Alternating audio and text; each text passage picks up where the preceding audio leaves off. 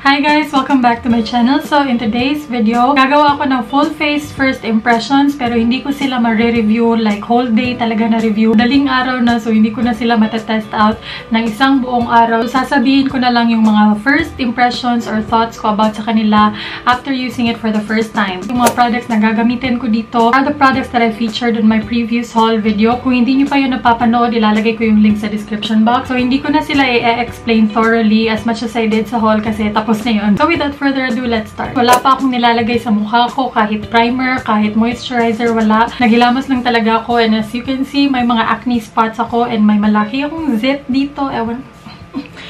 Huwag din natin siyang pag-usapan kasi baka lumaki yung ulo niya. Magtaga siya dyan. Gagamit ako ng primer. This is the Becca First Light Priming Filter. Ito yung nakuha ko sa Sephora as a free sample. Oh! Ayan, lumabas na, sayang. So, yung claims niya, quick fix for dull, dehydrated skin. Naku, hindi to dehydrated. Feeling ko para to sa mga dry skin, pero tingnan natin. This is how the primer looks like. Para siyang purple na chuva. Ewan ko, bakit purple to?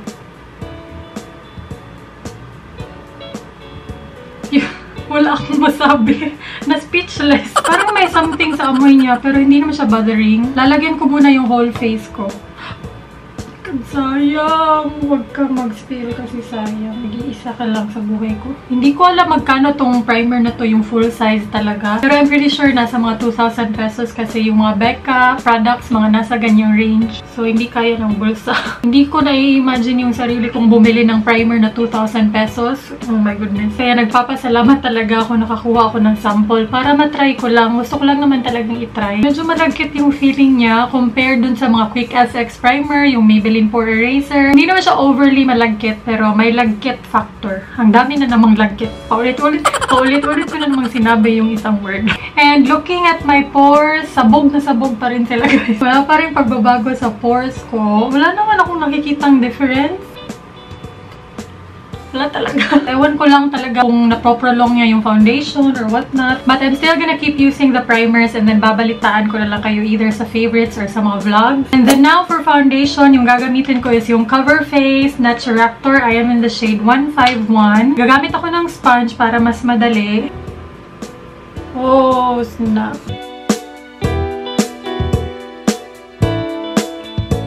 Yung shade niya, hindi naman siya ganun kapangit. Yung undertone niya lang talaga pink. So, medyo nakikita mo talaga na medyo grayish yung effect niya. Pero, nagbe-blend naman siya sa skin and kakalagay ko pa lang naman sa kanya. So, I'm pretty sure mag-oxidize pa to sa akin ng very, very light. And, madali siyang i-blend ha. Hindi ko na to gagawa ng first impressions kasi ang dami-dami ng first impressions nito sa YouTube. Oh, hipak! Hipak ang pores na wala. Minsan talaga yung mga gusto ko sa foundation, natatabunan talaga yung pores ko. Compare dito, sabog na sabog ang pores. Just mio, marimar. Kitang-kita ko yung mga pores ko. Dito, medyo na blurred out na niya. Sure ako na dahil yung sa Naturactor, hindi yung dahil sa primer. Kasi kanina, sabog na sabog pa rin sila. This is how the foundation looks like on one side of my face. Kitang-kita niyo yung difference. Even out yung skin tone ko. Yung mga acne scars ko, hindi niya natabunan at all. Pero ganyan naman talaga lahat ng foundation sa akin. Hindi talaga nila totally natatabunan. Pero overall, ang ganda na ng coverage na to considering na konting-konti lang yung nilagay sa sponge ko and ayan, natakpan na.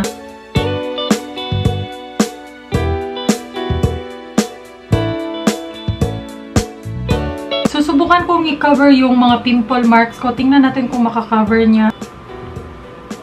And then sa concealer guys, hindi ko muna siya biniblend agad. Pinapaset ko muna siya ng konti para pag blend ko, hindi na siya mag-move gaano. I-blend ko using a sponge. Very, very lightly. Hindi na ganun kapula yung malaki kong pimple. So, okay na okay din siya for concealing. Before I forget, I must say, yung finish nito, hindi matte, hindi rin dewy. Siguro demi-matte lang yung finish niya. So, next is concealer. Yung gagamitin kong concealer is Tony Moly Face Tone Creamy Tip Concealer. I am in the shade W02. Excited ako i-try to kasi na-swatch ko, ang ganda. Actually, guys, pagkatapos ng Naturactor, I feel like hindi ko naman na kailangan mag-concealer talaga, pero gusto ko lang talaga siyang i-try. So, tingnan natin. Wala na siya gaanong kailangan i-cover pero tingnan natin kung okay pa rin yung coverage niya. Konting-konti lang yung nilagay ko. Ilang dots lang yun. Ang ganda. Isa-set ko siya kaagad ng powder. This is the e.l.f. Translucent Powder. Kasi sobrang daling mag-crease ng under eyes ko, guys. Tapos maglalagay na rin ako dito konti sa nose. Dito. Avoiding my pimple.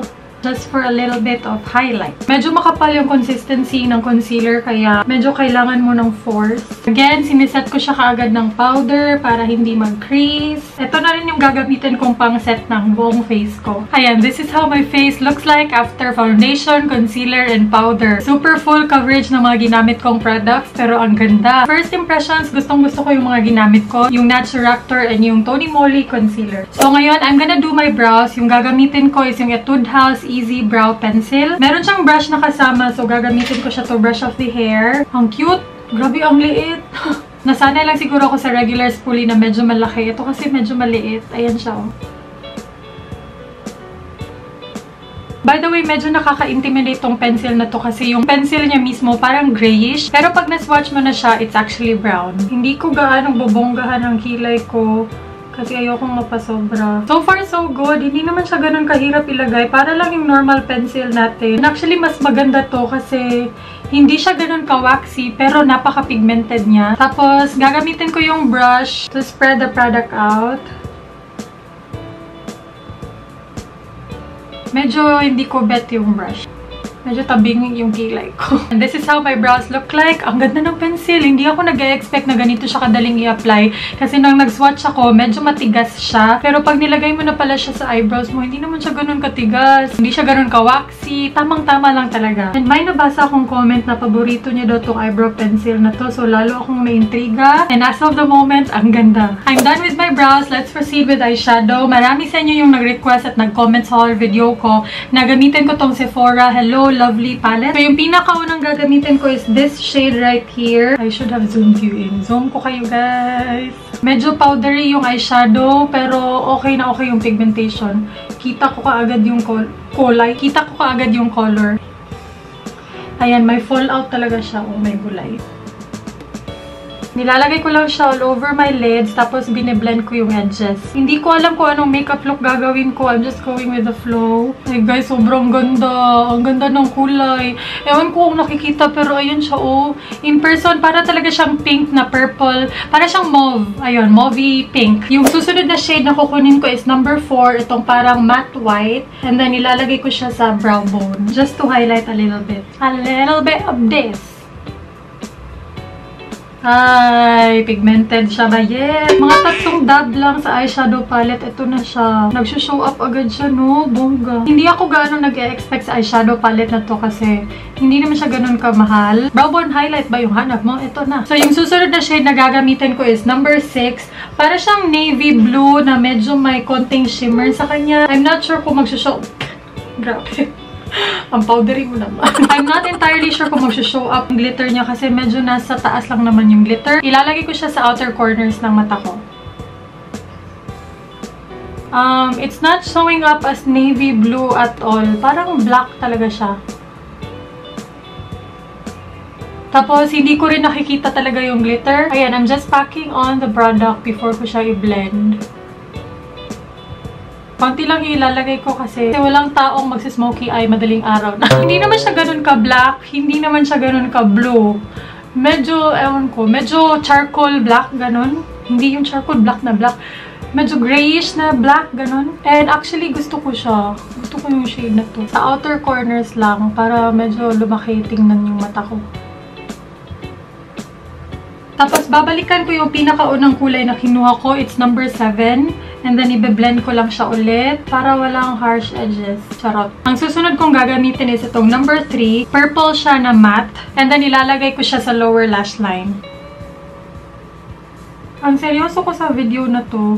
Kasi siguro first impressions to. Hindi ko alam kung anong gagawin ko. Kaya medyo focus talaga ako. Tapos, yung susunod kong gagamitin is number 9. Parang shimmery eyeshadow lang siya na parang pearl. Ito medyo sheer lang siya, pero nag-show up pa rin naman siya, so not bad. And then lastly, yung gagamitin kong eyeshadow sa inner corners is this number 5. Para siyang bronze na shimmery pa rin. Sana nakafocus ako. Tabang mga langit. Diyan ko lang siya ilalagay. Hindi siya all over the lid. Na lang, feel ko lang. Actually, ilalagay ko na lang siya all over my lid. I changed my mind. I think sa lahat ng mga nagamit kong kulay, itong number 5 ang hindi gaanong pigmented.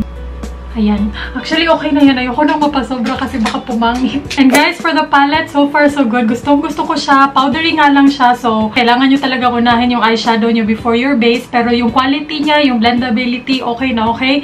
Yung mga colors, perfect for beginners like me. So, nag-mascara na ako off-cam. Ngayon, maglalagay na ako ng blush. I will be using the Ever Bilena Advanced Cheap Color in the shade Fake. Tapos, gagamitin ko rin tong Wet n Wild blush brush. I think, hindi ako sure kung ito ba talaga yung blush brush. Pero may nabili akong Wet n Wild na brush na parang okay for blush on.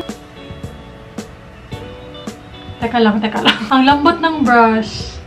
So, finally, tapos na ako sa whole face. Lipstick na lang. Yung gagamitin kong lipstick is the Ever Bilena Liquid Lipstick in the shade Cashmere Blush.